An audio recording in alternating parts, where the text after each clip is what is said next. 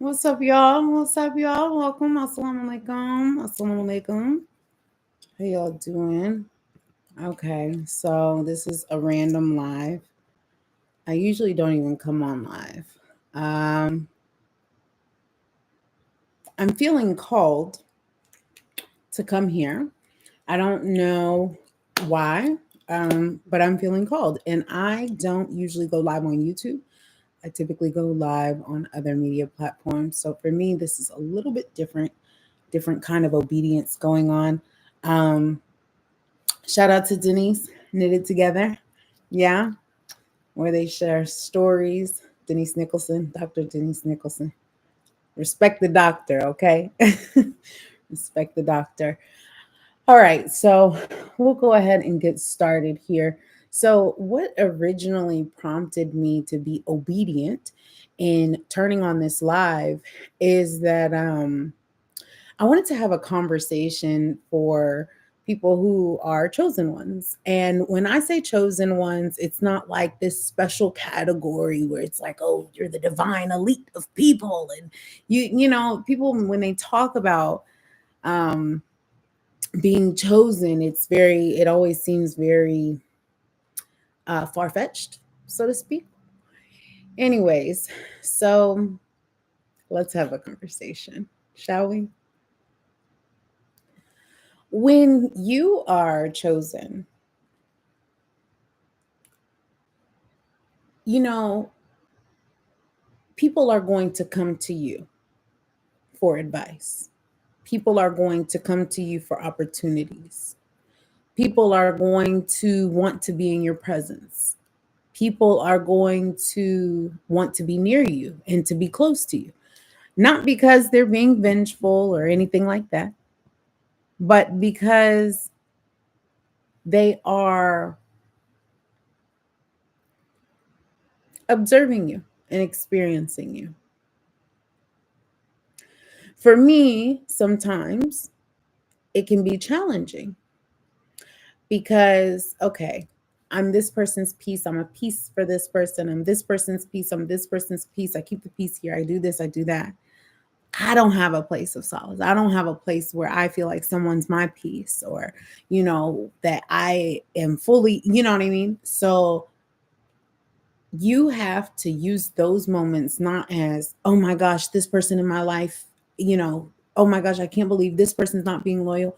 Instead of looking at it like that, look at it as when you're called, you're constantly being obedient to God, right? You're serving something that's higher than you. Okay. And so, in that, I think it's the perfect time to turn your face to God. Okay. To turn your face to God and to just be like, hey, look, listen, I, when I'm talking to Allah all the time, I'm like, Allah, what is going on? What are we doing here? Like what's happening? I need your help. I need you to assist me. I need you to guide me. I need you to talk to me. I don't know if I can even hear your voice. I don't even know if am I mute, like what's going on. And I hear a lot of people tell me that, I've heard clients say, I pray and it's like God doesn't hear me, or, I it seems like, other people's prayers are far greater than mine. And I'd like to remind anybody that feels that way, that's simply not true. Okay. It's simply not true. It's just at the end of the day, it's about belief, it's about having faith, and it's being persistent and taking action to sustain that, to have that. The picture comes together only when you work for it. I've never seen a painting that wasn't painted, right? So we got to get the things out of our head and out into the reality. And so that's what it means when you live your life from the inside out. It means that I live my life in my imaginary world, and I'm constantly bringing that imaginary world into the physical reality on a consistent basis. Okay. Now, this is not anything that's like, I'm just making sense of the things that I've been taught. That's all. Okay. All right. So, with that being said, one of the books that really helped me navigate through different mental obstacles and challenges. It's actually a book called Who Moved My Cheese? And this is by Dr. Spencer Johnson. And it's a short read. And I want to go ahead and read it. So I was going to read this anyways. I just figured, I'll do it on camera. Okay. So we're going to be chilling and reading. Chilling and reading. Who moved my cheese?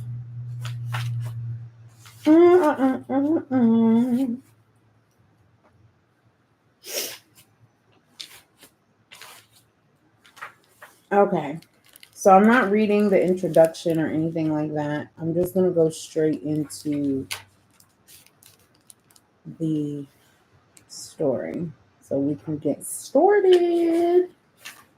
All right. Like I said, it's a short read. It's 99.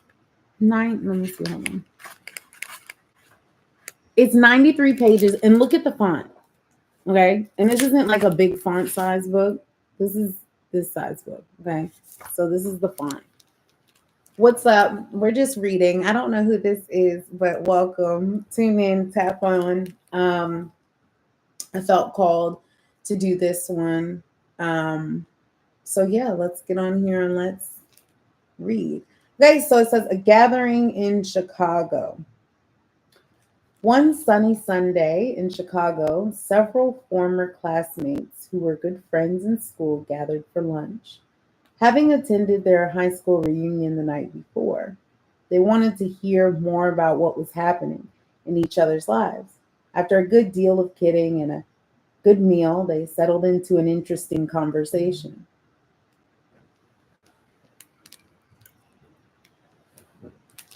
Angela, who had been one of the most popular people in the class, said, "Life sure turned out differently than I thought it would when we were in school. A lot has changed." It certainly has, Nathan echoed. They knew he had gone into his family's business, which had operated pretty much the same and had been a part of the local community for as long as they could remember.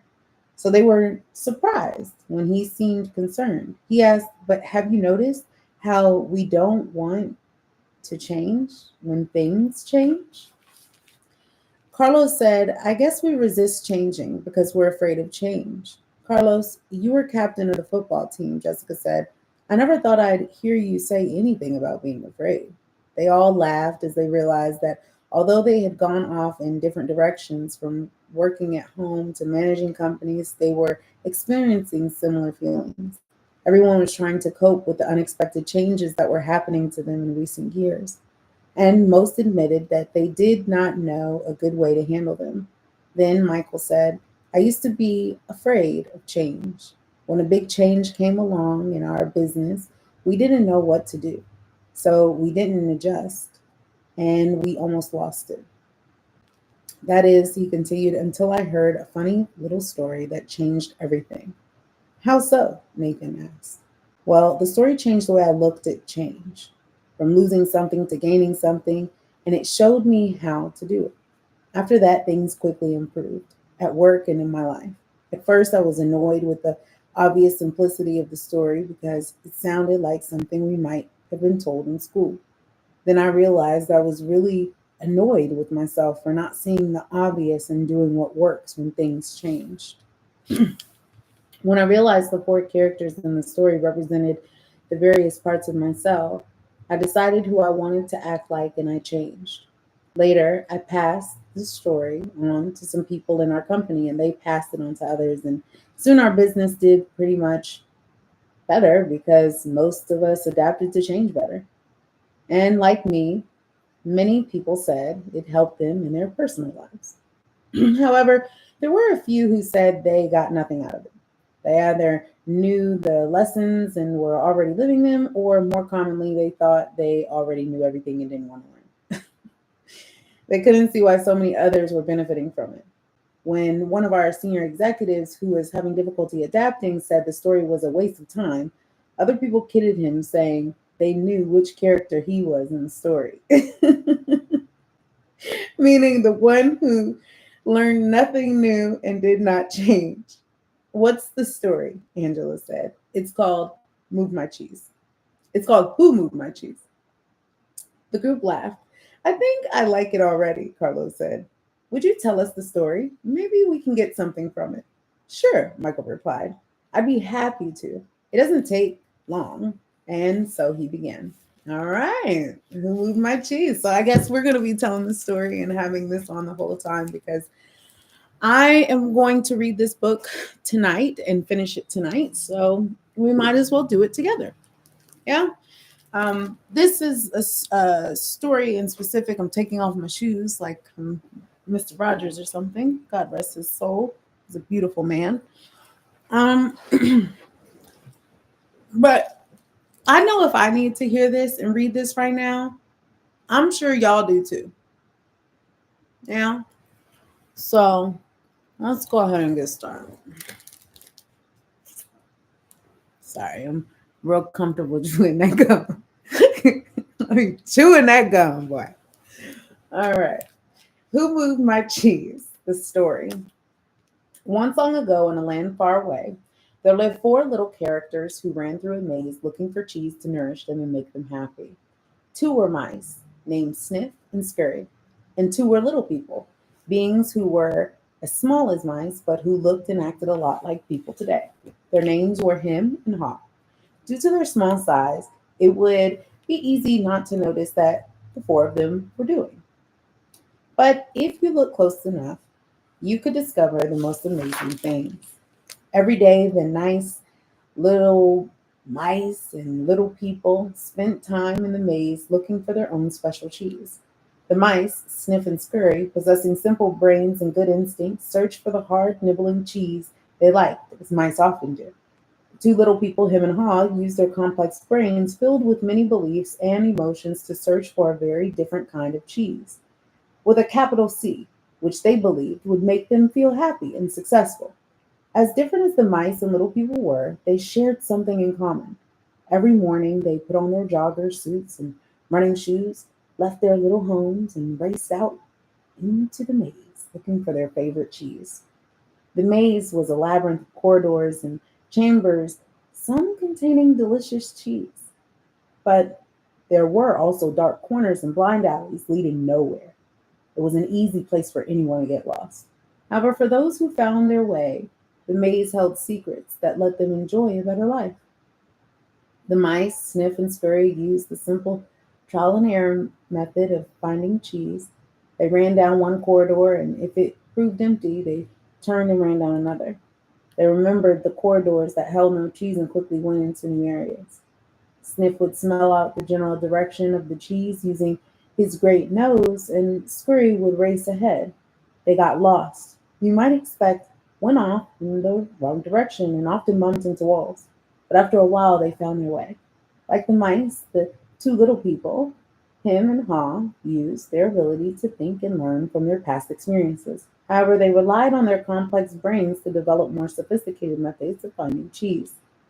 Sometimes they did well, but at other times their powerful human beliefs and emotions took over and clouded the way they looked at things. They made life in the maze more complicated and challenging. Nonetheless, Sniff, Scurry, Him, and Haw all discovered in their own way what they were looking for. They each found their own kind of cheese one day at the end of one of the corridors in Cheese Station C. Every morning after that, the mice and the little people dressed in their running gear and headed over to Cheese Station C. It wasn't long before they each established their own routine. Sniff and Scurry continued to wake early every day and race through the maze, always following the same route. When they arrived at their destination, the mice took off their running shoes, tied them together, and hung them around their necks so they could get to them quickly whenever they needed them again. Then they enjoyed the cheese. In the beginning, Him and Haw also raced toward Cheese Station C every morning to enjoy the tasty new morsels that awaited them. But after a while, a different routine set in for the little people.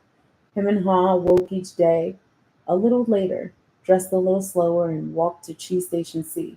After all, they knew where the cheese was now and how to get there. They had no idea where the cheese came from or who put it there. They just assumed it would be there. As soon as Him and Haw arrived, At Cheese Station C each morning, they settled in and made themselves at home. They hung up their jogging suits, put away their running shoes, put on their slippers. They were becoming very comfortable now that they had found the cheese. This is great, Him said. There's enough cheese here to last us forever. The little people felt happy and successful and thought they were now secure. It wasn't long before him and Hans struggled and regarded the cheese they found at Cheese Station C as their cheese.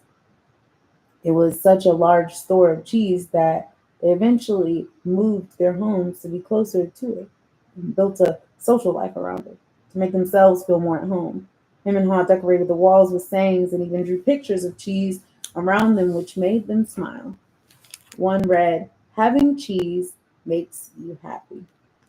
Sometimes him and Ha would take their friends by to see their pile of cheese at Cheese Station C and pointed to it with pride, saying, "Pretty nice cheese, huh?" Sometimes they shared it with their friends, and sometimes they didn't. "We deserve this cheese," Him said. "We certainly had a work long and hard enough to find it." He picked up a nice, fresh piece and ate it. Afterward, Him fell asleep, as he often did. Every night, the little people would waddle home, full of cheese, and every morning they would confidently return for more. This went on for quite some time. After a while, him and Ha's confidence grew into arrogance of success. Soon, they became so comfortable they didn't even notice what was happening. As time went on, Sniff and Scurry continued their routine. They arrived early each morning and sniffed and scratched and scurried around Cheese Station C, inspecting the area to see if there had been any changes from the day before. Then they would sit down to nibble on the cheese. One morning, they arrived at Cheese Station C and discovered there was no cheese. They weren't surprised, since Sniff and Scurry had noticed the supply of cheese had been getting smaller every day. They were prepared for the inevitable and knew instinctively what to do. They looked at each other, removed the running shoes they had tied together and hung conveniently around their necks, put them on their feet, and laced them up. The mice did not overanalyze things. To the mice, the problem and the answer were both simple. The situation at Cheese Station C had changed, so Sniff and Scurry decided to change. They both looked out into the maze. Then Sniff lifted his nose, sniffed, and nodded to Scurry, who took off running through the maze, while Sniff followed as fast as he could. They were quickly off in search of new cheese. Later, that same day, him and Ha arrived at Cheese Station C.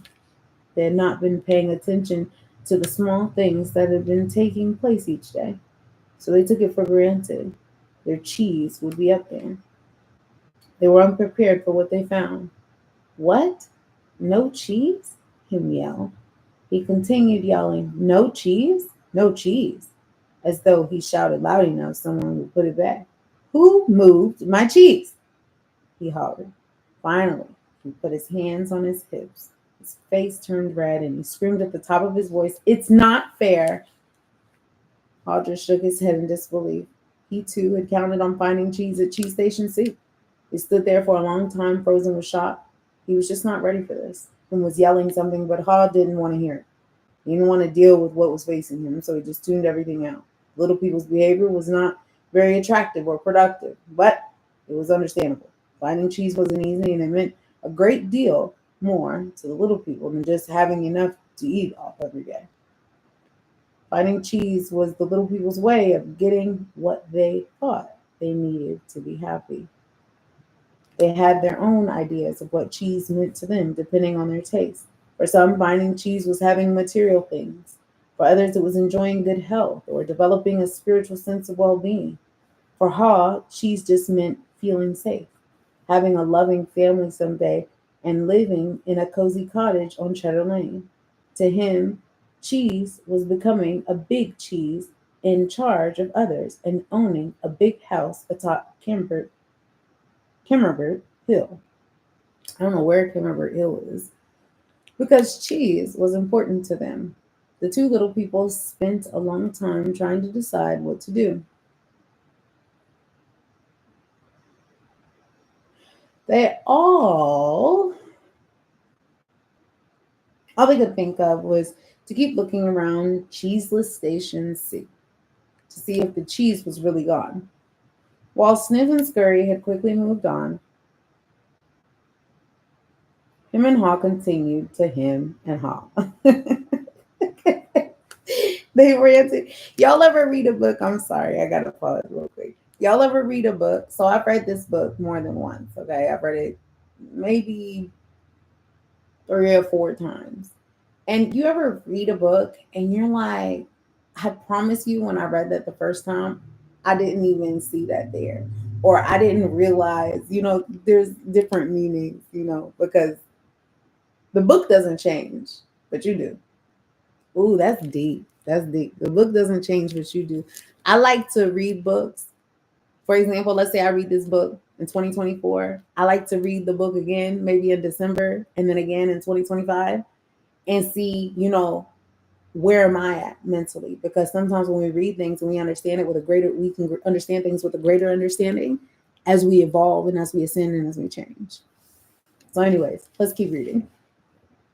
They ranted and raved at the injustice of it all. Haas started to get depressed.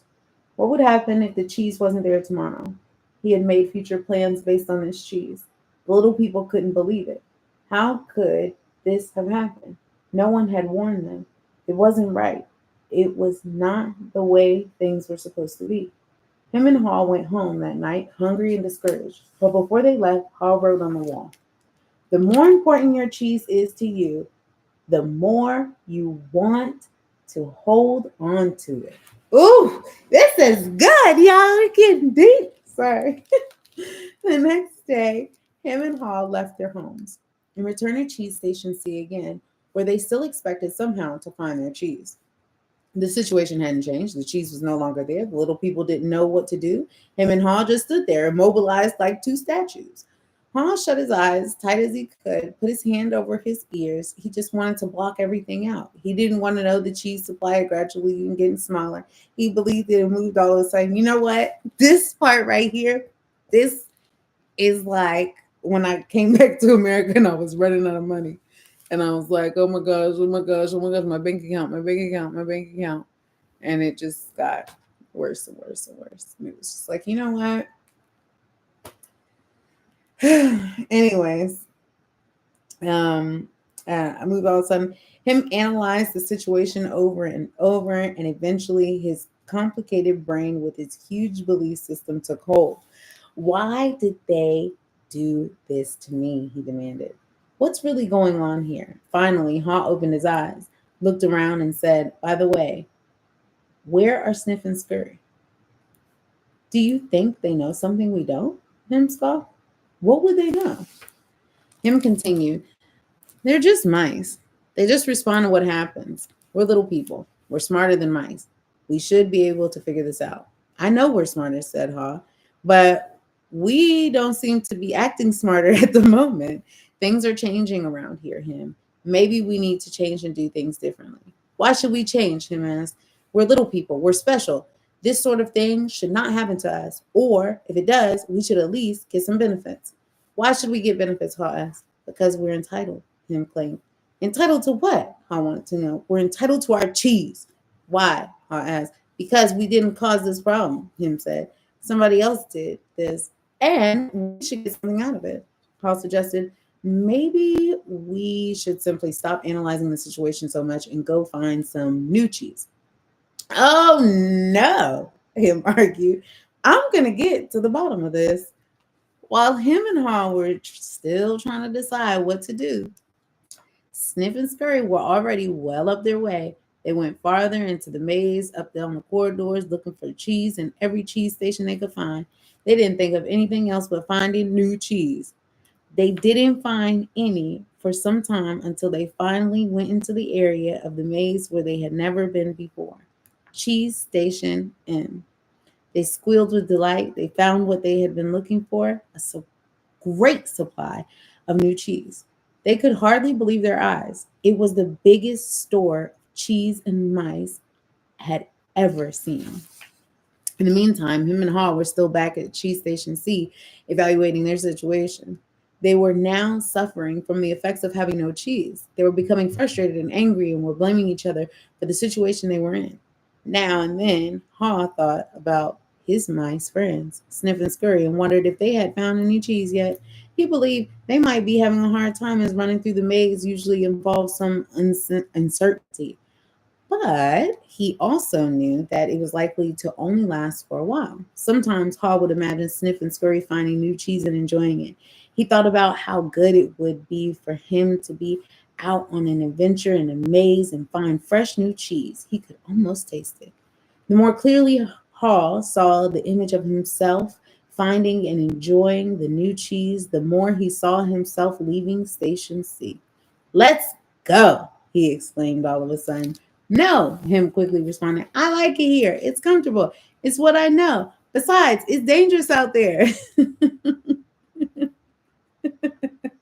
No, it isn't, Haw argued. We've run through many parts of the maze before, and we can do it again. I'm getting too old for that, him said. And I'm afraid I'm not interested in getting lost and making a fool of myself. Are you? With that, Hall's fear of failing returned and his hope of finding new cheese faded. So every day, the little people continued to do what they had done before. They went to Cheese Station C, found no cheese, and returned home carrying the worries and frustrations with them. They tried to deny what was happening, but found it harder to get to sleep, had less energy the next day, and then were becoming irritable. Their homes were not the nurturing places they once were. The little people had difficulty sleeping and were having nightmares about not finding any cheese. But him and Haw still returned to Cheese Station C and waited there every day. Him said, you know, if we just work harder, we'll find that nothing has really changed that much. The cheese is probably nearby. Maybe they just hid it behind the wall. The next day, him and Haw returned with tools. Him held the chisel while Haw banged on the hammer until they made a hole in the wall of Cheese Station C. They peered inside but found no cheese. They were disappointed, but they believed they could solve the problem. So they started earlier, stayed longer, and worked harder. But after a while, all they had was a large hole in the wall. Haw was beginning to realize the difference between activity and productivity. Maybe him said, maybe him said, maybe him said, we should just sit here and see what happens. Sooner or later, they have to put the cheese back. Haw wanted to believe that. So each day he went home to rest and returned reluctantly with him to Cheese Station C. But cheese never reappeared. By now, the little people were growing weak from hunger and stress. Haw was getting tired of just waiting for their situation to improve. He began to see, but the longer they stayed in their cheeseless situation, the worse off they would be. Haw knew they were losing their edge. Finally, one day, Haw began laughing at himself. Ha ha, look at us. We keep doing the same things over and over again and wonder why things don't get better. If this wasn't so ridiculous, it would be even funnier. Haw did not like the idea of having to run through the maze again because he knew he would get lost and have no idea where he would find any cheese. But he had to laugh at his folly when he saw what his fear was doing to him. His folly, I'm sorry. He asked him, where did we put our running shoes? It took a long time to find them because they had put everything away when they found their cheese at Cheese Station C, thinking they wouldn't be needing them anymore. As Him saw his friend getting into his running gear, he said, you're not really going out into the maze again, are you? Why don't you just wait here with me until they put the cheese back? Because you just don't get it, Haw said. I didn't want to see it either, but now I realize they're never going to put yesterday's cheese back. It's time to find new cheese, Him argued. But what if there's no cheese out there? Or even if there is, what if you don't find it? I don't know, Haw said. He had asked himself those same questions too many times and felt the fears again, and that kept him there where he was.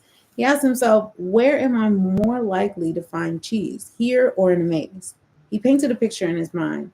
He saw himself venturing out into the maze with a smile on his face. While this picture surprised him, it made him feel good. He saw himself getting lost now and then in the maze, but felt confident he would eventually find new cheese out there and all the good things that came with it. He gathered his courage. Then he used his imagination to paint the most believable picture he could. With the most realistic details of him finding and enjoying the taste of new cheese, he saw himself eating Swiss cheese with holes in it, bright orange cheddar and American cheeses, Italian mozzarella, and wonderfully soft French Camembert cheese. And then he heard him say something and realized they were still at Cheese Station C. Ha said him things change and they are never the same again. This looks like one of those times. That's life. Life moves on, and so should we. Ha looked at his emaciated companion and tried to talk sense into him, but him's fear had turned into anger, and he wouldn't listen. Ha didn't mean to be rude to his friend, but he had to laugh at how silly they both looked. As Hall prepared to leave, he started to feel more alive, knowing that he was finally able to laugh at himself, let go, and move on. Hall laughed and announced, "It's Maze time." Him didn't laugh and he didn't respond. Hall picked up a small, sharp rock and wrote a serious thought on the wall for him to think about. As was his custom, Hall even drew a picture of cheese around it, hoping it would help him to smile, lighten up, and go after the new cheese. But him didn't want to see it. It read, "If you do not change, you can become extinct." Then Hall stuck his head out and peered anxiously into the maze. He thought about how he'd gotten himself in this cheeseless situation. He had believed that there may not be any cheese in the maze, or he may not find it. Such fearful beliefs were immobilizing and killing him. Haw smiled. He knew him was wondering, who moved my cheese? But Haw was wondering, why didn't I get up and move with the cheese sooner? As he started out into the maze, Hall looked back to where he had come from and felt its comfort. He could feel himself being drawn back into familiar territory, even though he hadn't found cheese there for some time. Hall became more anxious and wondered if he really wanted to go out into the maze. He wrote a saying on a wall ahead of him and stared at it for some time. What would you do if you weren't afraid? He thought about it. He knew sometimes some fear can be good. When you are afraid, things are going to get worse. If you don't do something, it can prompt you into action. But it is not good when you are so afraid that it keeps you from doing anything. He looked to his right, to the part of the maze where he had never been, and felt the fear. Then he took a deep breath, turned right into the maze, and jogged slowly into the unknown. As he tried to find his way, Hall worried, at first, that he might have waited too long in Cheese Station C. He hadn't had any cheese for so long that he was now weak. It took him longer and it was more painful than usual to get through the maze. He decided that if he ever got a chance again, he would get out of his comfort zone and adapt to change sooner. It would make things easier. Then Ha smiled, a weak smile as he thought, better late than never. During the next several days, Ha found a little cheese here and there, but nothing that lasted very long. He had hoped to find enough cheese to take some back with him and encourage him to come out of into the maze. But Hall didn't feel confident enough yet. He had to admit he found it confusing in the maze. Things seemed to have changed a lot since the last time he was out there. Just when he thought he was getting ahead, he would get lost in the corridors. It seemed his progress was two steps forward and one step backward. It was a challenge, but he had to admit that being back in maze hunting for cheese wasn't nearly as bad as he feared it might be. As time went on, he began to wonder if it was realistic for him to expect to find new cheese. He wondered if he had bitten off more than he could chew. Then he laughed, realizing that he had nothing to chew on at the moment. Whenever he started to get discouraged, he reminded himself that What he was doing, as uncomfortable as it was at the moment, was in reality much better than staying in the cheeseless situation. He was taking control rather than simply letting things happen to him. Then he reminded himself if Sniff and Scurry could move on, so could he. Later, as Haw looked back on things, he realized that the cheese at Cheese Station C had not just disappeared overnight, as he had once believed. The amount of cheese that had been there toward the end had been getting smaller, and what was left to grown old, it didn't taste as good. Mold may even have begun to grow on the old cheese, although he hadn't noticed it. He had to admit, however, that he had wanted to, he probably could have seen what was coming, but he didn't. Han now realized that the change probably wouldn't have taken him by surprise if he had been watching what was happening all along and if he had anticipated change. Maybe that's what Sniff and Scurry had been doing. He decided he would stay more alert from now on. He would expect change to happen and look for it.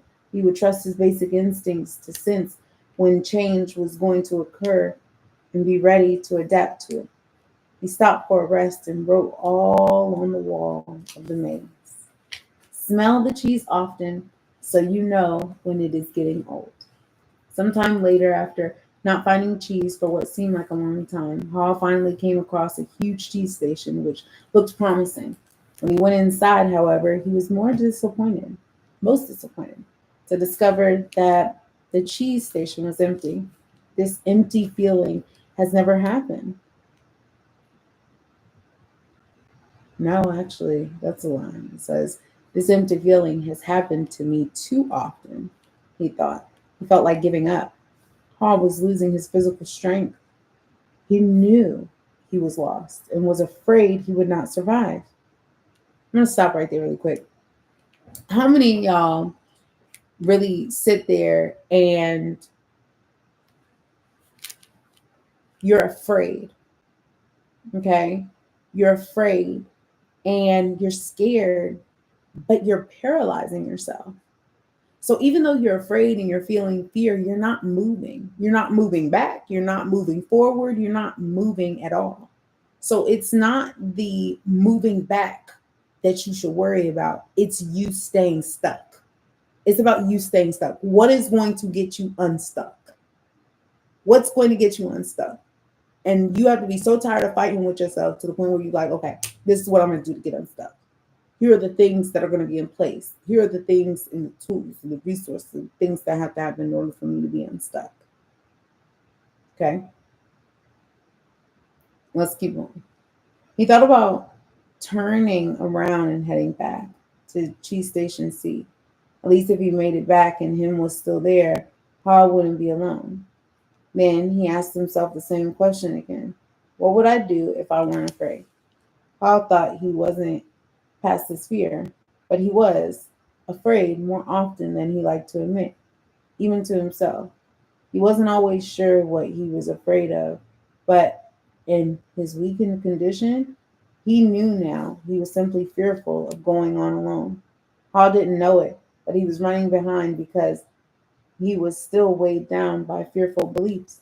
Paul wondered if him had moved on or if he was still paralyzed by his own fears. Then Hall remembered the times when he had felt his best in the maze. It was when he was moving along.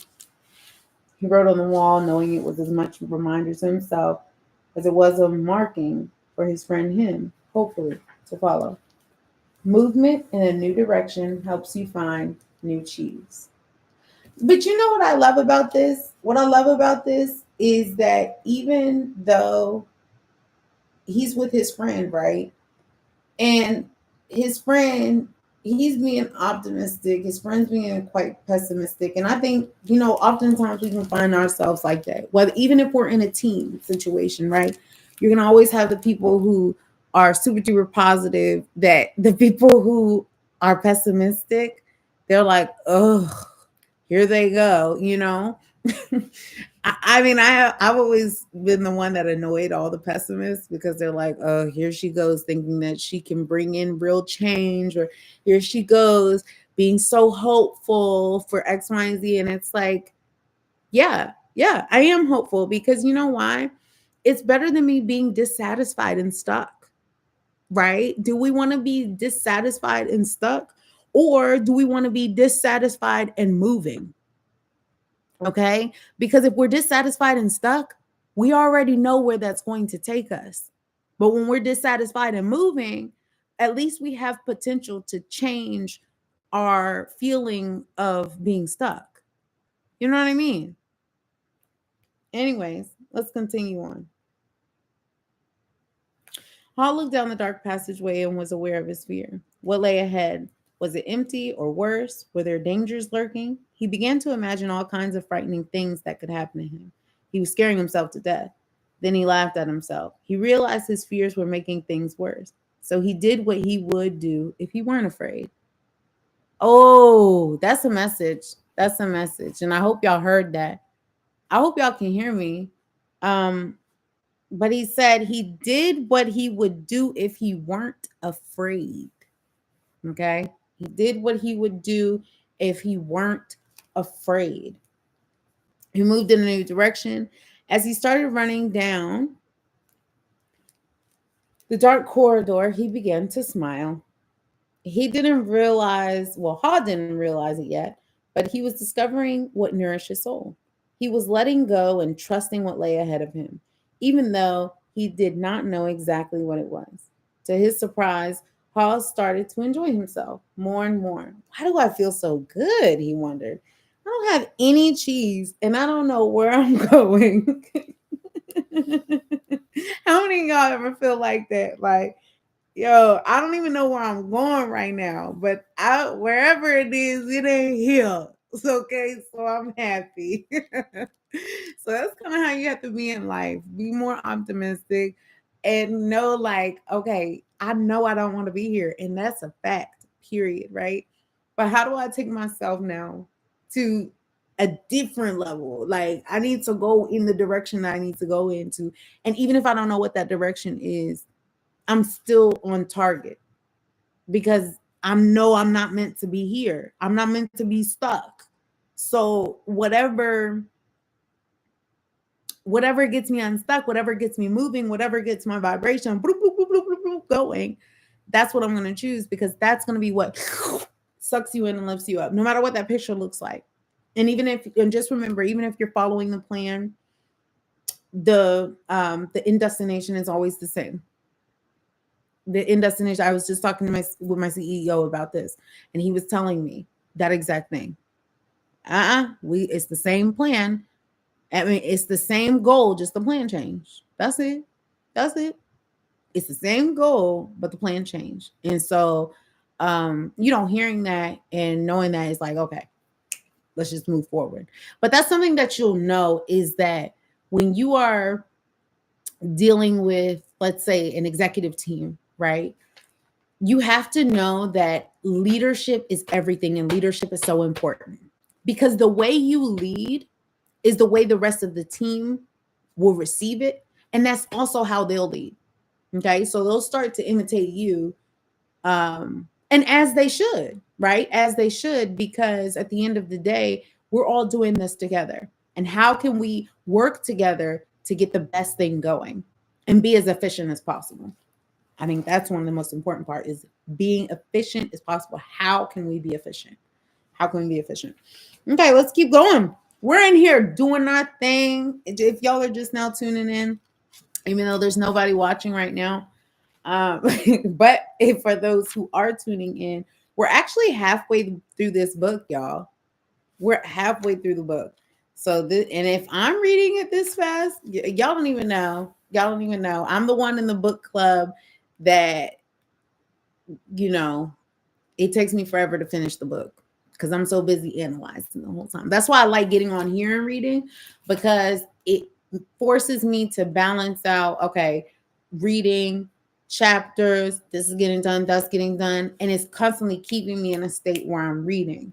And that's why I love doing this show. That's why I love doing this in the first place because I always want to be in a state where I'm reading something. I always want to be in a state where I'm learning something. I always want to be in a state where my mind is constantly being nourished. I always want to be in a state where I know that my surroundings are around me and I'm aware of my surroundings and I'm okay with that because I know that whatever I'm doing, I'm constantly growing. I'm constantly renewing my mind. I'm constantly renewing my mind. I'm constantly renewing my mind.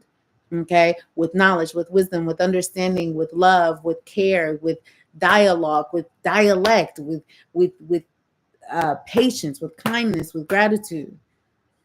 Woo! I don't know in how many other ways I can say it. I'm not even sure. I hope that when I play this video back that I can actually hear it because my computer is doing all this blowing out hot air and it's a lot of stuff going on over here right now. But we'll get that resolved in the next video. I'm gonna keep reading because I'm not stopping until I get to this last page. And we're already on page 55 out of 94. So we're halfway through, y'all. We are halfway through. Let's keep going. Uh, to his surprise, he started to enjoy himself more and more. Why do I feel so good? He wondered. I don't have any cheese and I don't know where I'm going. Before long, he knew why he felt good. He stopped to write again on the wall. When you stop being afraid, you feel good. Woo! When you stop feeling afraid, doesn't say stop feeling. When you stop being afraid, you feel good. Okay. And remember, these are messages. So I'm going to show you in the book. These are messages that he's writing on the wall because remember, his friend's still tripping, you know? So he's going to come to all these conclusions and see the writings on the wall once he comes through. Anyways, let's keep going. Ha realized he had been held captive by his own fear. Let me read that again. Ha realized he had been held captive by his own fear. Just in case anybody didn't hear that. Moving in a new direction, that was for the me that's on the other side listening to this. That's watching the video. Yeah, you girl, you. I'm talking to you. I'm talking to you. Okay, I need you to get it together. Stop allowing fear to paralyze you and stop being held captive by your own fear. We're not doing that. We're not doing that. Okay. That's something we're not doing. Okay. Can we agree to that? Thank you, girl. I love you too. Ha realized he had been held captive by his own fear. Moving in a new direction had freed him. Now he felt the cool breeze that was blowing in this part of the maze, and it was refreshing. He took in some deep breaths and felt invigorated by the movement. Once he had gotten past his fear, it turned out to be more enjoyable than he once believed it could be. Ha hadn't felt this way for a long time. He had almost forgotten how much fun it was to go for it. To make things even better, Ha started to paint a picture with his mind again.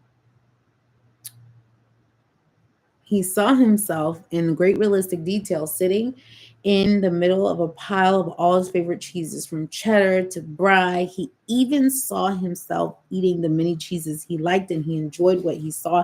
Then he imagined how much he would enjoy all their great taste. The more clearly he saw the image of himself enjoying new cheese, the more real and believable it became. He could sense that he was going to find it. He wrote, imagining yourself enjoying your new cheese leads you to it.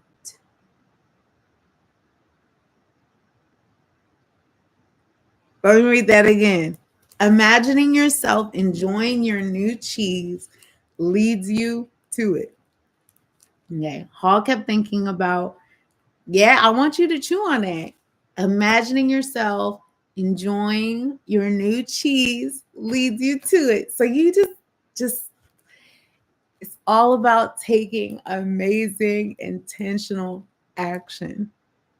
That's what it's all about. Amazing intentional action. Amazing intentional action. I only move in intention. I only move, right? I only move in my great energy. Yeah? Let's keep going. Ha kept thinking about what he could gain instead of what he was losing. He wondered why he had always thought that a change would lead to something worse. Now he realized that change could lead to something better. Why didn't I see this before? He asked himself. Then he raced through the maze with greater strength and agility. Before long, he spotted a cheese station and became excited as he noticed little pieces of new cheese near the entrance. They were types of cheese he had never seen before, but they looked great. He tried them and found that they were delicious. He ate most of the new cheese bits that were available and put a few in his pocket to have later and perhaps share with him. He began to regain his strength. He entered the cheese station with great excitement, but to his dismay, he found it was empty. Someone had already been there and had left only a few bits of new cheese. He realized that if he had moved sooner, he would very likely have found a good deal of new cheese here. Ha decided to go back and see if Him was ready to join him. As he retraced his steps, he stopped and wrote on the wall, "The quicker you let go of old cheese, the sooner you find new cheese." I like that one. I'm going to show you guys. The quicker you let go of old cheese, the sooner you find new cheese. And I love that. Um, and keep in mind, during the time, it's in between time, right? You're in between this old version and this new version. Okay. So, how are you going in between these two places? How can you let go? Letting go is a process in itself. So that's why I say, the quicker that you let go, because a lot of the times, you know what it's like. Have y'all ever like been afraid of heights, and you get to the top of something and then you're supposed to let go, and you fall down, right? But a lot of people are afraid to jump. I say that I'm using this as an example because that's me. Okay. But when you release, the experience is over. The experience, like, you stay stuck. So we want to keep going. I don't know who you are, but welcome, welcome, welcome. Let's keep going. After a while, Han made his way back to Cheese Station C and found him. He offered him bits of new cheese, but was turned down. Him appreciated his friend's gesture, but said, "I don't think I would like new cheese. It's not what I'm used to. I want my own cheese back." And hey, I want my own cheese back. And I'm not going to change until I get what I want. Hi, Belize. How are you doing, friend? And I'm not going to change until I get what I want. Hall just shook his head in disappointment and reluctantly went back out on his own. As he returned to the farthest point he had reached in the maze, he missed his friend, but realized he liked what he was discovering. Even before he found what he hoped he would be a great supply of new cheese. If ever, he knew that what made him happy wasn't just having cheese. He was happy when he wasn't being run by his fear. He liked what he was doing now. Knowing this, Ha didn't feel as weak as he did when he stayed in Cheese Station C with no cheese, realizing he was just not letting his fear stop him. And knowing that he had taken a new direction nourished him and gave him strength. Now he felt that it was just a question of time before he found what he needed. In fact, he sensed he had already found what he was looking for. He smiled and realized it is safer to search in the maze than remain in a cheeseless situation. It is safer to search in the maze than remain in a cheeseless situation. Mm. So, what that means is it's safer to keep going than to stop. That's what that means. It's safer to keep going than to stop. Because when you stop, you stay stuck, right? Hall realized again, as he had once before, that what you're afraid of is never as bad as what you imagine. The fear you let build up in your mind is worse than the situation that actually exists. He'd been so afraid of never finding new cheese that he didn't even want to start looking. But since starting his journey, he had found enough cheese in the corridors to keep him going. Now he looked forward to finding more. Just looking ahead was becoming exciting. His old thinking had been clouded by his worries and fears. He used to think about not having enough cheese or not having it as long as he wanted. He used to think more about what could go wrong than what could go right. But that changed in the days since he had left Cheese Station C. He used to believe that cheese should never be moved and change wasn't right. Now he realized it was natural for change to occur, whether you expect it or not. Change could surprise you if you didn't expect it and weren't looking for it. When he realized he had changed his beliefs, he paused to write on the wall. Old beliefs do not lead you to new cheese. Haw hadn't found any cheese yet, but as he ran through the maze, he thought about what he had already learned. Haw now realized that his new beliefs were encouraging new behaviors. He was behaving differently than when he kept returning to those same cheeseless stations. He knew that when you change what you believe, you change what you do. You can believe that a change will harm you and resist it, or you can believe that finding new cheese will help you and embrace the change. It all depends on what you choose to believe, he wrote on the wall. When you see that you can find and enjoy new cheese, you can change course. Hall knew he would be in better shape now if he had dealt with the change much sooner and left Cheese Station C earlier. He would feel stronger in body and spirit, and he could have coped better with the challenge of finding new cheese. In fact, he probably would have found it by now if he had expected change, rather than wasting time denying that the change had already taken place. He used his imagination again and saw himself finding and savoring new cheese. He decided to proceed into more unknown parts of the maze and found little bits of cheese here and there. Haw began to regain his strength and confidence. As he thought back on where he had come from, Haw was glad he had written on the wall in many places. He trusted that it would serve as a marked trail for him to follow through the maze if he ever chose to leave Cheese Station C. What I like about this part is it's talking about how even though his friend is stuck, he's still leaving notes, because he knows his friend is going to change his mind. Eventually, his friend is going to change his mind because sometimes you get so tired of being tired. But what I love about it is that they did separate. So he kept running and just was like, okay, here are the symbols, while you're going. Hall just hoped he was heading in the right direction. He thought about the possibility that him would read the handwriting on the wall and find his way. He wrote on the wall what he had been thinking about for some time. Noticing small changes early helps you adapt to the bigger changes that are to come. Let me read that again.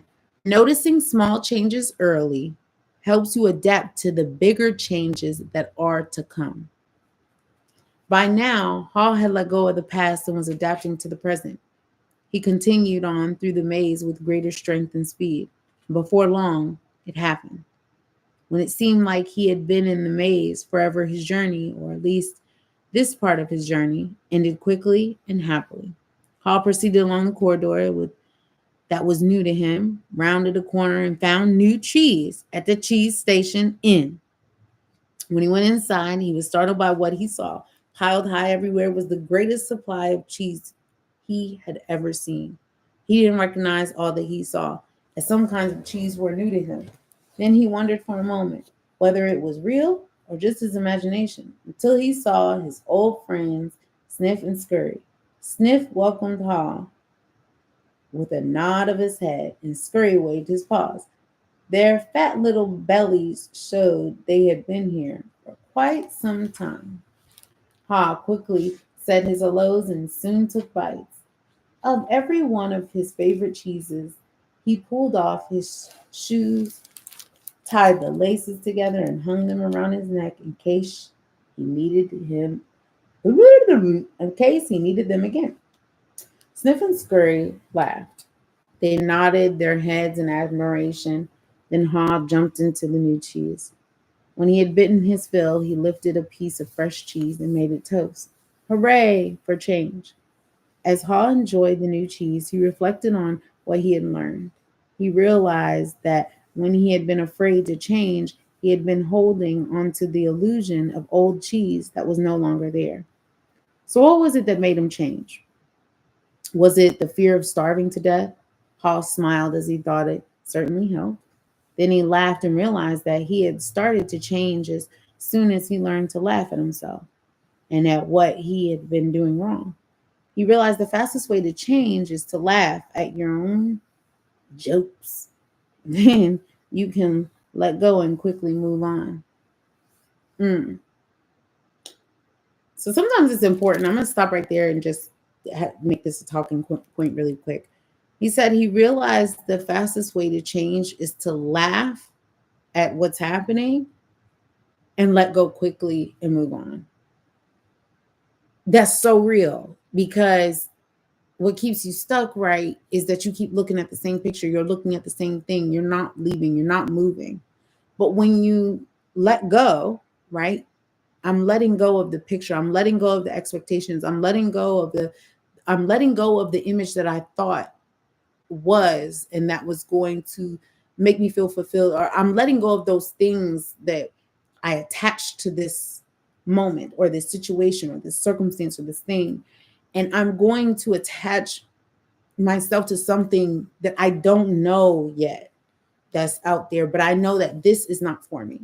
So I'm going to figure out things, and as I'm figuring out things, I'm going to be where I need to be. And I say that because this goes back to him finding his cheese, right? I'm sorry, not him, but like him as in ha, ha, because he's a him. Okay. Anyways, because you know the other character's name is him. Oh, okay, got it. Okay. Y'all got it. Okay. Anyways, let's continue on. Hall quickly said his hellos and soon took bites of every one of his favorite cheeses. Okay, we already read that part. Hall jumped into the new cheese, and when he had eaten his fill, he lifted a piece of fresh cheese and made a toast. Hooray for change! As Hall enjoyed the new cheese, he reflected what he had learned. He reflected on what he had learned. I love it. So as Hall enjoyed the new cheese, he reflected on what he had learned. Okay. So sometimes when you win again, right? So you can be in a losing streak, losing streak, losing streak, losing streak, losing streak. It's important to reflect on what you've learned because now, okay, boom, how do I move over? How do I move over to the next thing? How do I move over to the next thing, right? Hooray for change. As Hall enjoyed the new cheese, he reflected on what he had learned. He realized that when he had been afraid to change, he had been holding onto the illusion of old cheese that was no longer there. So, what was it that made him change? Was it the fear of starving to death? Hall smiled as the thought of it certainly helped. When he laughed and realized that he had started to change as soon as he had learned to laugh at himself and at what he had been doing wrong, he realized the fastest way to change is to laugh at your own, and you can let go quickly and move on. He knew he had learned something useful about moving on from his mice friends, Sniff and Scurry. They kept life simple. They didn't overanalyze or overcomplicate things. When the situation changed and the cheese had moved on, they changed and moved with the cheese. He would remember that. Ha had also used his wonderful brain to do what little people do better than mice. He envisioned himself in realistic detail finding something better, much better. He reflected on the mistake he had made in the past and used them to plan for his future. He knew that you could learn to deal with change. You could be more aware of the need to keep things simple, be flexible, and quickly move. You did not need to overcomplicate matters or confuse yourself with fearful beliefs. You could notice when little changes begin so that you would be better prepared for the big change that might be coming. He knew he needed to adapt faster, for if you do not adapt in time, you might as well not adapt at all. He had to admit that the biggest inhibitor, to change lies within yourself. And that nothing gets better until you change. Perhaps most importantly, he realized that there is always new cheese out there, whether you recognize it at the time or not, and that you are rewarded with it when you go past your fear and enjoy the adventure. He knew some fear should be respected, as it can keep you out of real danger. But he realized most of his fears were irrational and it kept him from changing when he needed to. He didn't like it at the time, but he knew that the change had turned out to be a blessing in disguise as it led him to find better cheese. He had even found a better part of himself. As Hall recalled what he had learned, he thought about his friend Him. He wondered if Him had read any of his sayings. Hall had written on the wall at Cheese Station C and throughout the maze. Had Him ever decided to let go and move on? Had he ever entered the maze and discovered what could make his life better? Or was Him still hemmed in because he would not change? Hall thought about going back again to Cheese Station C to see if he could find Him, assuming that Hall could find his way back there. If he found Him, he thought he might be able to show him how to get out of this predicament. But Hall realized that he had already tried to get his friend to change. Him had to find his own way beyond his comforts and past fears. No one else could do it for him or talk him into it. He somehow had to see the advantage of changing for himself. Hall knew he had left a trail for him and that he could find his way. If he could just read the handwriting on the wall, he went over and wrote down a summary of what he had learned on the largest wall of Cheese Station Inn. He drew a large piece of cheese around all the insights he had become aware of and smiled as he looked at what he had learned. Oh, the handwriting on the wall. So this is the handwriting on the wall. And the handwriting on the wall says, change happens. They keep moving the cheese. Anticipate change. Get ready for the cheese to move. Monitor change. Smell the cheese often so you know when it is getting old. I'm going to stop right there. Anticipate change. Of course, we're always going to anticipate change. We know that change happens. However, we can know that something happens and we can know that something is true. But this part where it says monitor the change, okay? What does that mean? I'm going to look that up really quick. What does the word monitor mean? I'm looking it up right now because I think that whatever monitor means is important in this. So it says a monitor is to check for quality and to guide, observe, and keep under review. So let's take the part of like keeping under review, right? So I'm going to replace monitor with keep change under review. Okay. So smell the cheese often so you know when it's getting old. Okay. So always anticipate that change, always anticipate the shift, always anticipate the paradigm shift that's happening. Always. Because either you're ascending or you're descending. It's a constant, it's kind of like a plane, like you're climbing up the air, right? But when you're coming down, right, you're going to come down with force. So when you're monitoring that change that you're going through, start observing, be particular, understand and know, because sometimes change can be difficult to deal with. Because with change comes different habits, comes different expectations, comes different things change. And when they change, the quickest thing that you can do is change your attitude about the change that's happening. I think, to be honest, that's where you win. Because when you can monitor yourself during the change, I'm not going to say that it makes it easier, but you're more aware of what's happening.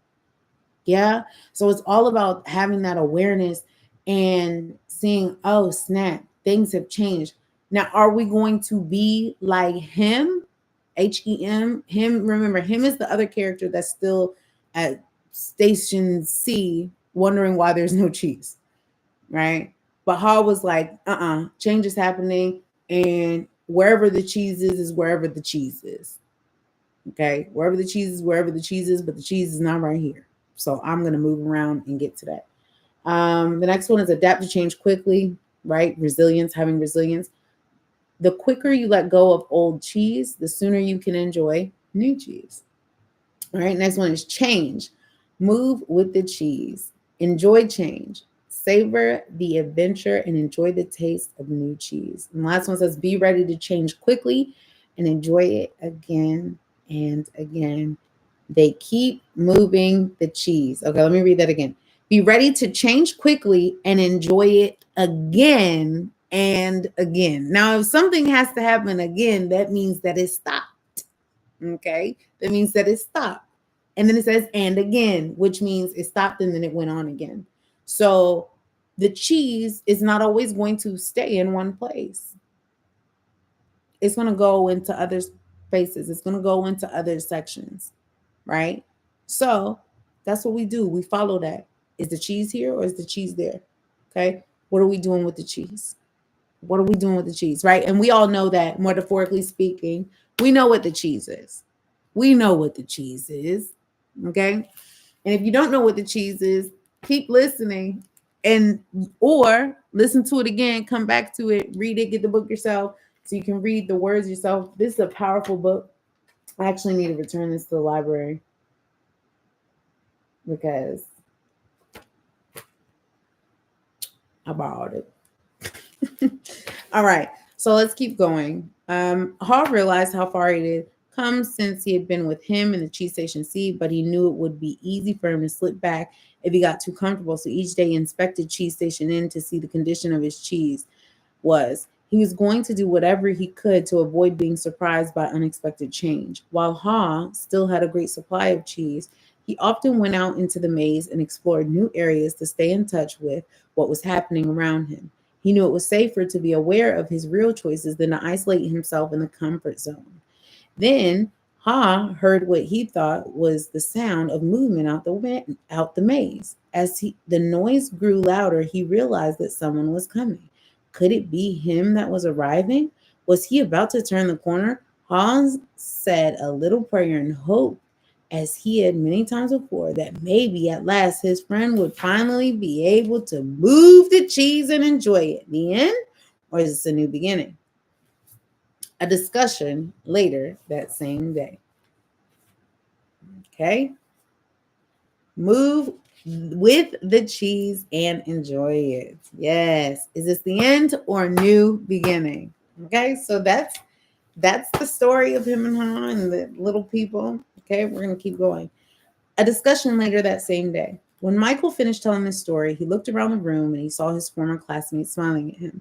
Several thanked him and said they got good out of the deal of the story. Nathan asked the group, what would you think of getting together later and maybe discussing it? Most of them said they would like to talk about it, and so they arranged to meet later for a drink before dinner. That evening, as they gathered in the hotel lounge, they began to kid each other about finding their cheese and seeing themselves in the maze. Then Angela asked the group good naturedly, so who were you in the story? Sniff, Scurry, him, or Ha? Carlos answered, well, I was thinking about that this afternoon. I clearly remember a time before I had my sporting goods business when I had a rough encounter with change. I wasn't Sniff. I didn't sniff out the situation and see the change early, and I certainly wasn't Scurry. I didn't go into action immediately. I was more like him, who wanted to stay in familiar territory. The truth is, I didn't want to deal with the change. I didn't even want to see it. Michael, who felt like no time has passed since he and Carlos were close friends in school, asked, what are we talking about here, buddy? Carlos said, an unexpected change of jobs. Michael laughed. You were fired? Well, let's just say I didn't want to go out looking for new cheese. I thought I had a good reason why change shouldn't happen to me. So I was pretty upset at the time. Some of their former classmates who had been quiet in the beginning felt more comfortable now and spoke up, including Frank, who had gone into the military. Him reminds me of a friend of mine, Frank said. His department was closing down, but he didn't want to see it. They kept relocating his people. We all tried to talk to him about the many other opportunities that existed in the company for those who wanted to be flexible, and he didn't think he had to change. He was the only one who was surprised when his department closed. Now he's having a hard time adjusting to the change he didn't think should happen. Jessica said, I didn't think it should happen to me either, but my cheese has been moved more than once, especially in my personal life. But we can get to that later. Many in the group laughed except Nathan. Maybe that's the whole point, Nathan said. Change happens to all of us, he added. I wish my family had heard the cheese story before this. Unfortunately, we didn't want to see the changes coming in our business, and now it's too late. We're having to close many of our stores. That surprised many in the group because they thought Nathan was lucky to be in a secure business he could depend on year after year. What happened? Jessica wanted to know. Our chain of small stores suddenly became old fashioned when the mega store came to town with its huge inventory and low prices. We just couldn't compete with that. I could I can see now that instead of being like Sniff and Scurry, we were like him. We stayed where we were and didn't change. We tried to ignore what was happening and now we were in trouble. We could have been taking a couple of lessons from Hall. We could have taken a couple lessons from Hall because we certainly couldn't laugh at ourselves and change what we were doing. Laura, who had become a successful businesswoman, had been listening, but had said very little until now. I thought about the story this afternoon too, she said. I wondered how I could be more like Ha and see what I'm doing wrong, laugh at myself, change, and do better. She said, I'm curious. How many here are afraid of change? No one responded, so she suggested, how about a show of hands? Only one hand went up. Well, it looks like we've got one honest person in our group, she said. And then she continued, maybe you'll like this next question better. How many here think other people are afraid of change? Practically everyone raised their hands. Then they all started laughing. What does that tell us? Denial, Nathan answered. Sure, Michael admitted. Sometimes we're not even aware that we're afraid. I know I wasn't. When I first heard the story, I loved the question, what would you do if you weren't afraid? Then Jessica added, well, what I got from the story is that change is happening everywhere and that I will do better when I can adjust to it quickly. I remember years ago when our company was selling our encyclopedia as a set of more than 20 books. One person tried to tell us that we should put our whole encyclopedia on a single computer disk and sell it for a fraction of the cost. It would be easier to update, would cost us so much less to manufacture, and so many more people could afford it. But we all resisted. Why did you resist? Nathan asked. Because we believed then the backbone of our business was our large sales force, who called on people door to door, keeping our sales force depending on the big commissions they earned from the high price of our product. We've been doing this successfully for a long time and thought could go on forever, Laura said. Maybe that's what it meant about the story about him and Hall's arrogance of success. They didn't notice they needed to change what they had once been working. Nathan said, so you thought your old cheese was your only cheese?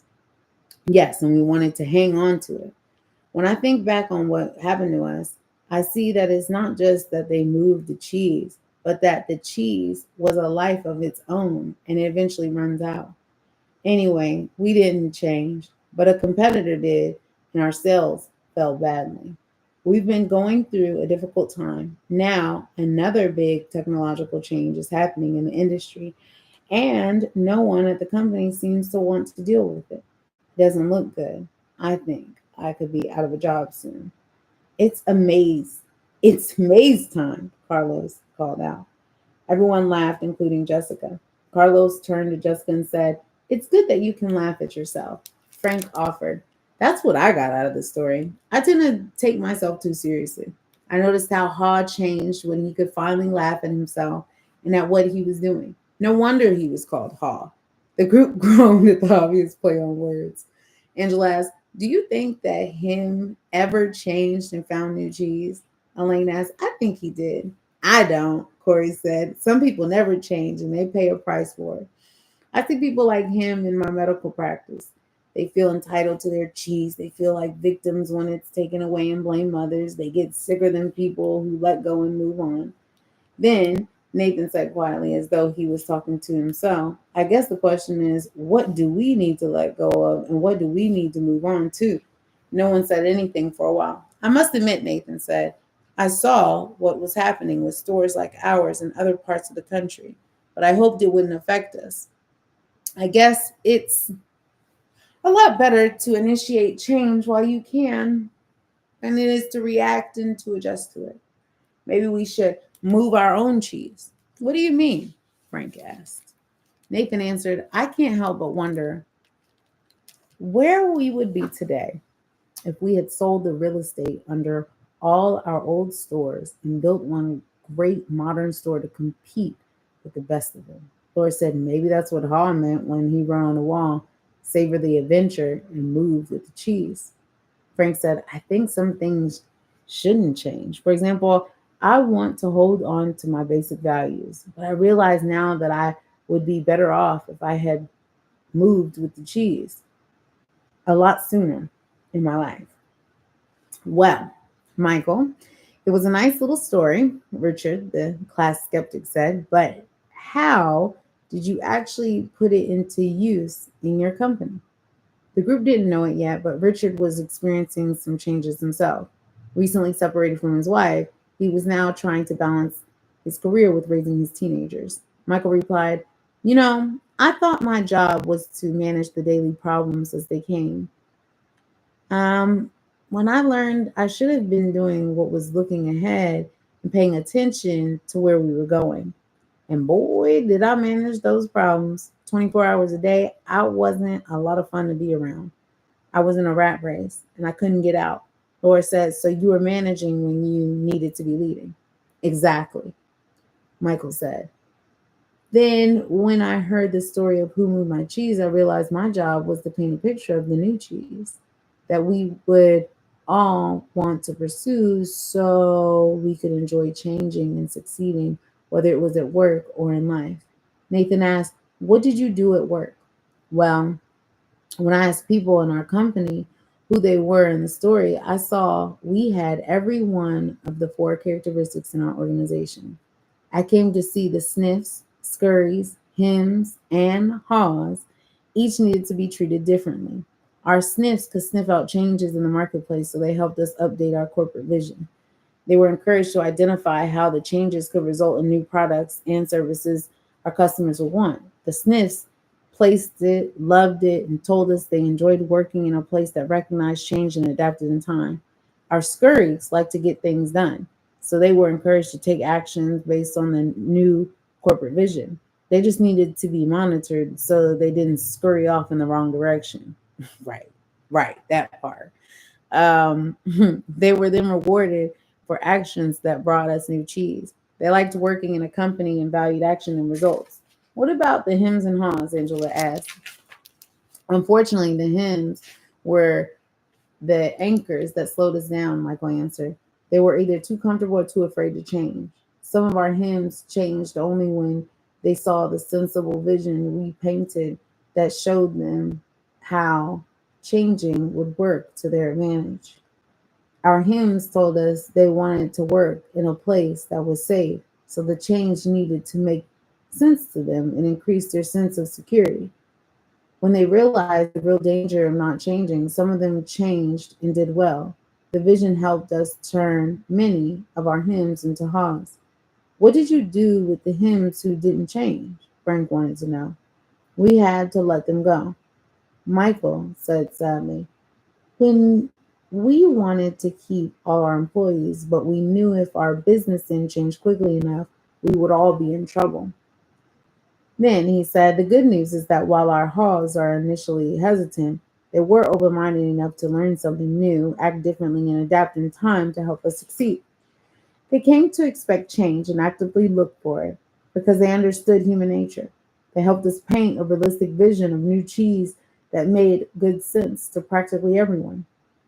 They told us they wanted to work an organization that gave people the confidence and tools to change. And they helped us keep our sense of humor as we went for our new cheese. Richard commented, "You got all that from a little story?" Michael smiled. "It wasn't the story, but what we did differently based on what we took from it." Angela admitted, "I'm a little bit like him. So for me, the most powerful part of the story was when Haw laughed at his fear and went on to paint a picture in his mind where he saw himself enjoying new cheese. It made going to the maze less fearful and more enjoyable. He eventually got a better deal. That's what I want to do more often." Frank grinned. "So even hymns can sometimes see the advantage of changing." Carlos laughed. "Like the advantage of keeping their jobs," Angela added, "or even getting a good raise." Richard, who had been frowning during the discussion, said, "My manager's been telling me our company needs to change. I think what she's really telling me is that I need to, but I haven't wanted to hear it. I guess I never really knew what the new cheese was that she was trying to move to us, or how I could gain from it." A slight smile crossed Richard's face as he said, "I must admit I like the idea of seeing new cheese and imagining yourself enjoy it. It lightens everything up. When you see how it can make things better, you get more interested in making the change happen. Maybe I could use this in my personal life," he added. "My children seem to think nothing in their lives should ever change. I guess they're acting like him. They're angry. They're probably afraid of what the future holds. Maybe I haven't painted a realistic picture of new cheese for them, probably because I don't see it myself." The group was quiet as several people thought about their own lives. Well, Jessica said, "Most people here have been talking about jobs, but I listened to the story. I also thought about my personal life. I think my relationship is old cheese that has some pretty serious mold on it."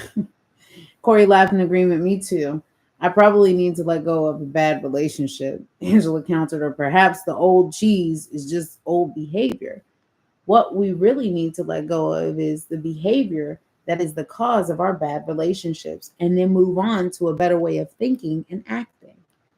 "Ouch," Corey reacted. "Good point. The new cheese is a new relationship with the same person." Richard said, "I'm beginning to think there is more to this than I thought. I like the idea of letting go of old behavior instead of letting go of the relationship. Repeating the same behaviors, you will get the same result." Let me stop right there real quick because I think that's deep. We only have what I think we have like 4 more pages left. This is deep. I'm going to stop here. It says, "I like the idea of letting go of old behavior instead of letting go of the relationship." Listen, no, the only way to let go of the relationship is if the behavior doesn't change, right? Um, and so when you let go of your behavior, and sometimes behavior can be habitual, right? Sometimes behavior can be habitual. So how do I let go of this behavior while still, like instead of letting go of the relationship? Because it's not the other person, it's me, right? It's my behavior. My behavior needs to change. So I'm going to change my behavior so I can meet the relationship where it needs to be, right? And so that's what that's all about. I love that. I love that. That might be my favorite. This is page 88 on Who Moved My Cheese.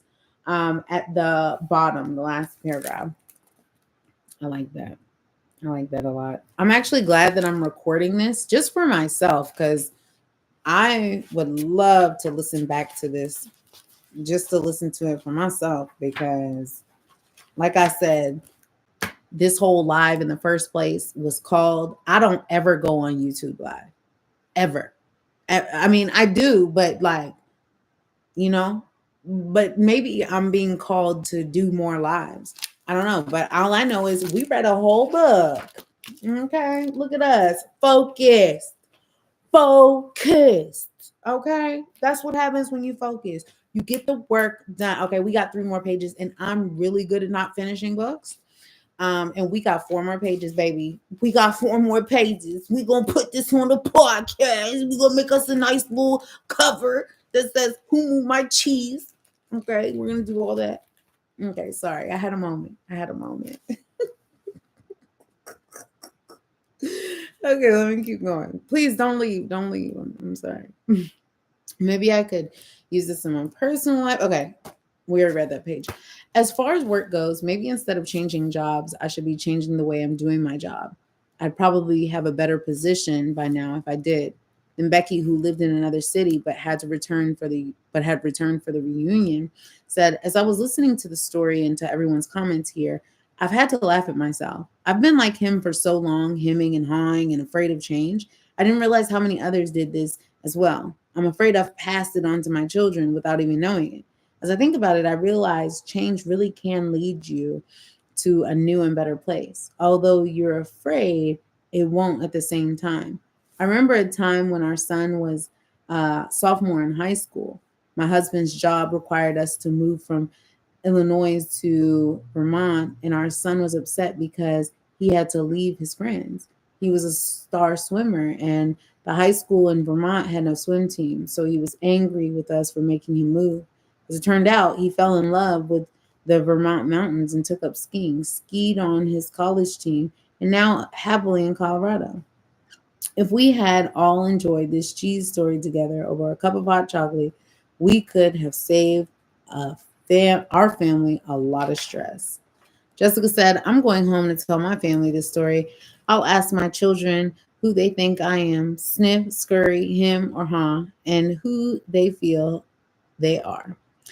They could talk about what we feel, our family's old cheeses, and what our new cheese could be. That's a good idea, Richard said, surprising everyone, even himself.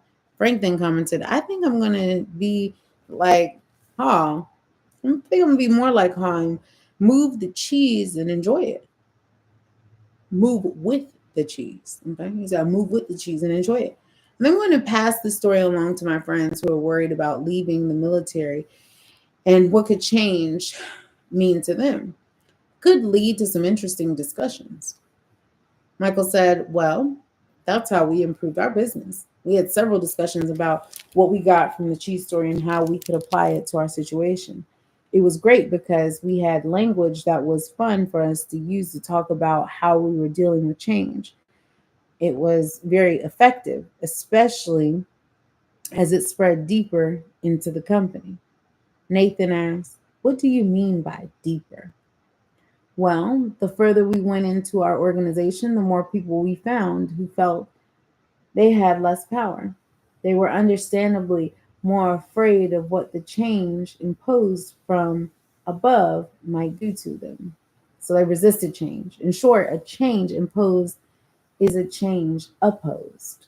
Ooh, let me say that again. A change imposed is a change opposed. But the cheese story was shared with literally everyone in our organization. It helped us change the way we looked at change. It helped everyone laugh or at least smile at their old fears and want to move on. I only wished I'd heard the cheese story sooner, Michael added. How come? Carlos asked. Because by the time we got around to addressing the changes, our business had already fallen off so bad that we had to let people go, as I said earlier, including some good friends. It was hard on all of us. However, those who stayed and most of those who left said the cheese story helped them seeing things differently and eventually cope better. Those who had to go out and look for a new job said it was hard at first, but recalling the story was a great help to them. Angela asked, what helped them most? Michael replied, after they got past their fear, they told me the best thing was realizing that there was new cheese out there just waiting to be found. They said holding a picture of new cheese in their minds, seeing themselves doing well in a new job made them feel better and helped them do better in job interviews. Several got better jobs. Laura asked, what about the people who remained in your company? Well, Michael said, instead of complaining about the changes that were happening, people now said they just moved our cheese. Let's look for the new cheese. It saved a lot of time and reduced stress. Before long, the people who had been resisting saw the advantage of changing. They even helped bring about change. Corey said, why do you think they changed? They changed after the peer pressure in our company changed. He asked, What happens in most organizations you've been in when a change announced by top management? Do most people say a change is a good idea or bad idea? A bad idea. Frank answered, yes. Michael agreed. Why? Carlos, because people want things to stay the same and they think the change will be bad for them. When one person says change is a bad idea, others say the same. Yes, they may not really feel that way, Michael said, but they agree in order to fit in. That's the sort of peer pressure that fights change in any organization. Becky asked, so how were things different after people heard the cheese story? Michael said simply, the peer pressure changed. No one wanted to look like him. Everyone laughed. They wanted to sniff out the changes ahead of time and scurry into action rather than get hemmed in and be left behind. Nathan said, that's a good point. No one in our company would want to look like him. They might even change. Why didn't you tell us this story at our last reunion? This could work. Michael said, it does work. It works best, of course, when everyone in your organization knows the story, whether it's in a large corporation, a small business, or your family, because an organization can only change when enough people in it change. Then he offered one last thought. When we saw how well it worked for us, we passed the story along to people. We wanted to do business with knowing they were also dealing with change. We were suggested we might be their new cheese, that is, better partners for them to succeed with. It led to new business. That gave Jessica several ideas and reminded her that she had some early sales calls in the morning. She looked at her watch and said, well, it's time for me to leave this cheese station and find some new cheese. The group laughed and began saying their goodbyes. Many of them wanted to continue the conversation but needed to leave. As they left, they thanked Michael again. He said, I'm very glad you found the story so useful, and I hope that you will have the opportunity to share it with others soon. The end. This is awesome. Um, this is awesome. This is Who Moved My Cheese by Spencer Johnson. And we just did that in an hour and a half. We read that in an hour and a half. So, hey, you can tell everybody, yeah, I read a book today. I read a whole book today. Okay. You read a whole book today. Congratulations. That was just to do a little bit of reflection. When I first started this live, I got on because I was like, I'm feeling called to do it. And I can understand why I felt called to do it. I think that this is always a beautiful story to review. I think it's always important to, this is me monitoring my own change as well. So often, especially being in corporate, being always in some type of leadership position, getting everyone on one page and one accord, as well as making sure it's like you're taking people with you and also reassuring them like, hey, people like to know, people like to be sure. People don't like not knowing, because it doesn't provide security, right? And so when there's a lack of security, it can make you feel, when someone's constantly promising security to you and you're not constantly getting it, it can make you feel some kind of way. Yeah. And this is just in general. So whether this is financial security, whether it's emotional security, whether this is security of your health, security of your well-being, security of maybe even the status quo. I don't know. Everybody wants something different. But security is maintenance. It's knowing, okay, I know this for a fact. I know I don't have to worry about this for the rest of my life. Not having to worry about that, not having to think about that. That's security. Oh, I know that I can trust this person, right? So I feel maybe emotionally secure, or I feel secure in whoever this person is, right? I feel secure in this. Okay. And so when that security is present and you have a knowing, that's why it's important to always keep going and to always keep learning, because the learning gives you knowledge, and the knowledge gives you truth, and the truth, when you know it, the truth is universal and that it applies no matter where you are on the planet, no matter what language you speak, no matter what the mental space, the truth is the truth. And the truth sets you free. Why? Why does the truth set you free? The truth sets you free because you know what's supposed to go where, meaning you have clarity, right? You have clarity. The truth is about having clarity. It's not, oh, I admit that I did this and that. Yes, admit it. But the most important person for you to admit any of that stuff to is yourself, because you're the one that's managing it, right? Kind of like what it said, monitoring change. How are you monitoring the change in your life? How are you pushing yourself forward? So that's what this thing is always about, is just pushing ourselves forward, and constantly being at competition with ourselves and sharpening our own swords, and allowing ourselves to grow, and being patient with that too. Being patient with that and doing what you're called to do. Like if God told you to go on live and make a random live, then you do that, and it's all about being obedient. So keep being obedient, keep working hard. I'm about to go back into my little dungeon. But I'm glad to say that we got to read together tonight. I might do nightly readings instead of doing them in the morning. I think I'm gonna do them at night just because it feels better. It feels easier, and you always want to um, feel easy before you go to bed, versus feeling stressed. So, anyways, assalamu alaikum, everyone. Peace and have a great day.